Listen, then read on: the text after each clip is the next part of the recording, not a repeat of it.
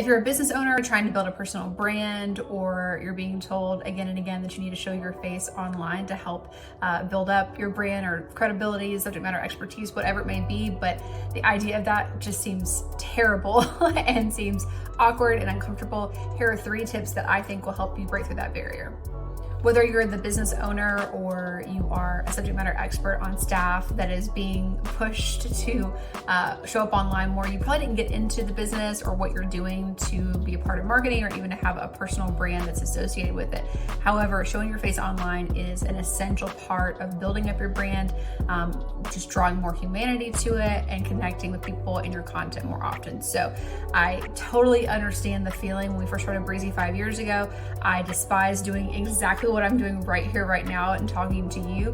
But at the same time, I knew it was essential. And these are 3 tips that I use to help myself break through that barrier as well. Number 1 is don't let imposter syndrome creep in. Easier said than done, I know, but just because you are seeing so many different people talking to the camera and filming themselves consistently, whether you're consuming content more for like leisure and fun, or even, workplace, kind of content like on LinkedIn, it's really easy to believe that everybody that's doing this is super comfortable doing it and has been doing it a long time and is really good at it. And the truth is that's just not the case. I know I felt that way so many times when we first started our company and I was, having to film things for ads or for organic content or whatever. And I'm like, who am I? Like, why should I be doing this? And so it's really easy to let those things kind of creep in, and you just have to, deny it and say, I'm not gonna let this happen. I'm gonna push through and I'm just gonna do it. The second one is kind of funny, kind of weird, but is actually incredibly helpful, and that's to practice talking to yourself.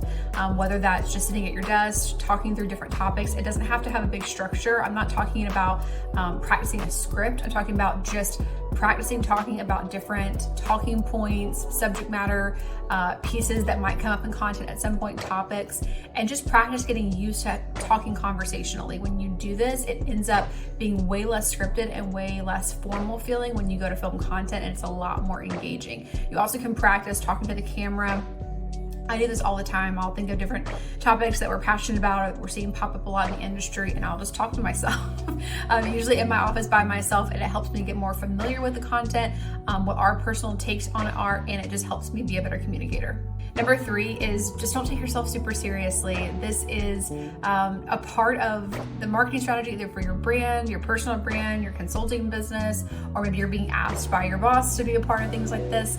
And you're being asked to do this for a reason. It's because you have something really interesting to offer. You have some kind of expertise or special knowledge or thoughts. And so you don't have to take it super seriously where you feel like, I shouldn't be here, I don't belong here. It's kind of back to that first one. Don't let imposter syndrome creep in, but even more so, don't be intimidated by it and don't take it too seriously. You're probably not going to be great at it at first. That's totally okay. You'll get better with time, as we all do at everything we try. So give it a try. Push through that imposter syndrome, practice talking just to yourself, to the camera, whatever it may be, and just know it's not a huge deal and you're gonna keep getting better with it over time.